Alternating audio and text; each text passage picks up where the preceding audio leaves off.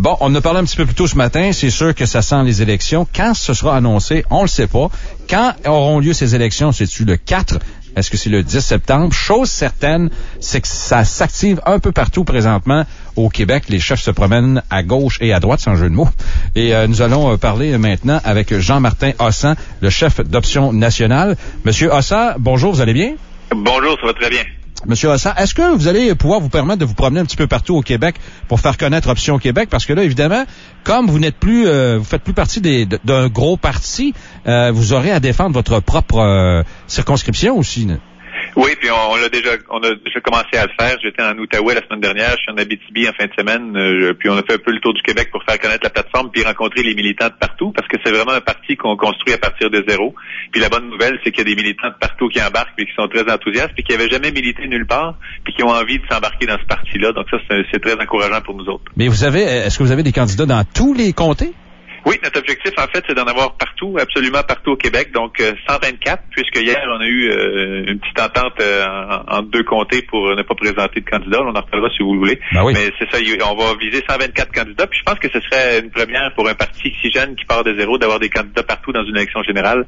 Puis, comme je vous dis, ça va très bon train pour l'instant. On en a une bonne soixantaine de déjà annoncés. Il y en a plusieurs dizaines qui vont être annoncés dans les prochains jours. Puis on devrait être en bonne voie d'en avoir 124. Ben, vous y avez fait allusion, là, le pacte de non-agression que vous avez convenu avec Québec solidaire dans le cas de deux comtés, c'est-à-dire le vôtre et celui où va se présenter Madame Françoise David. D'autre part, je vous demande pourquoi pas dans Mercier tant qu'à y être aussi? Ben, en fait, ce qui s'est passé, les gens appellent ça un pacte de non-agression. Ce qui s'est passé, c'est que les militants de Québec solidaire dans mon comté ont passé une résolution de ne pas avoir de candidat pour aider à ma réélection au Parlement en tant que chef du Parti Option nationale. Et donc, pour leur rendre l'appareil, les militants d'Option nationale d'Angouin ont décidé de faire la même chose pour Mme Françoise David. Mais c'est pas une fusion, c'est pas une alliance nationale, c'est vraiment une entente ponctuelle entre ces deux circonscriptions-là. Monsieur Hossan, il y a sûrement des gens qui se posent la question, pourquoi Option nationale? Parce que là, vous avez quitté le Parti québécois. Moi, je suis allé sur le site de votre parti et j'ai regardé le programme, j'ai pas lu au complet, là. Moi, j'ai l'impression, justement, c'est peut-être pas un hasard si vous avez fait vous avez eu une entente avec Québec solidaire, parce que moi, j'ai l'impression que c'est comme un croisement entre le Parti québécois et Québec solidaire. Ouais, ben en fait, dans toutes les plateformes politiques, il y a des choses qui ressemblent à d'autres partis. Là, je pense qu'il y a même des positions qui sont dans toutes les plateformes de tous les partis, mais Option nationale est née du fait que le Parti québécois, où j'étais avant, a un peu abandonné sa mission de faire du Québec un pays. Puis nous, on pense qu'il faut un parti qui est très clair dans son programme et dans sa démarche, s'il accède au pouvoir, sur comment le Québec va devenir un pays. Et quant à la différence avec Québec solidaire, mais c'est un peu ça aussi. La raison d'être d'Option nationale, évidemment, on a une plateforme qui traite de tous les sujets, l'éducation, santé, etc., mais la raison d'être d'Option nationale, c'est vraiment la souveraineté du Québec ou l'indépendance du Québec, alors qu'au Parti québécois, c'est un objectif parmi d'autres. Donc, et chez Québec solidaire, on est aussi souverainiste, mais c'est d'abord les causes sociales et l'équité sociale qui est la raison d'être de ce parti-là, et la souveraineté est une position parmi les autres, alors que nous, c'est vraiment la raison d'être du parti. Et on est convaincu qu'un parti qui n'a pas comme objectif de faire du Québec un pays en arrivant au pouvoir ne le fera pas parce qu'il va être tout de suite envahi par la gestion de l'État. Puis pour un projet qui est aussi grand que ça, je pense qu'il faut vraiment avoir les esprits très clairs en arrivant de ce qu'on veut faire. Mais outre ça, qu'est-ce qui vous distingue du Parti québécois? Moi, ce que j'ai vu, en tout cas, là, c'est peut-être des positions un petit peu plus drastiques au niveau de la langue, entre autres, là. Oui, c'est ça, on va un peu plus loin dans bien des choses. Par exemple, sur les ressources naturelles, le Parti québécois s'est un peu enfermé dans un débat de redevance avec le Parti libéral, alors que nous, on veut les nationaliser, comme Hydro-Québec.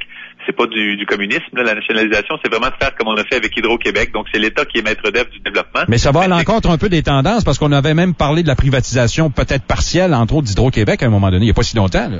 Ouais, ça s'est pas fait, puis je pense pas qu'il y ait un parti au Québec qui voudrait faire ça, parce que la population est extrêmement attachée à Hydro-Québec comme un actif collectif, et c'est ce qu'on fait avec les ressources naturelles. C'est le privé qui collaborait à ça, c'est bien sûr, mais on les rémunérait pour leur travail, les firmes privées, et non pour la propriété de la ressource qui devrait nous enrichir. Donc nous, on voudrait faire comme avec Hydro-Québec, c'est-à-dire nationaliser les ressources naturelles, et dans le cas de l'éducation aussi, on n'est pas du tout pour une hausse des frais de scolarité, on est même pour une diminution jusqu'à la gratuité scolaire balisée.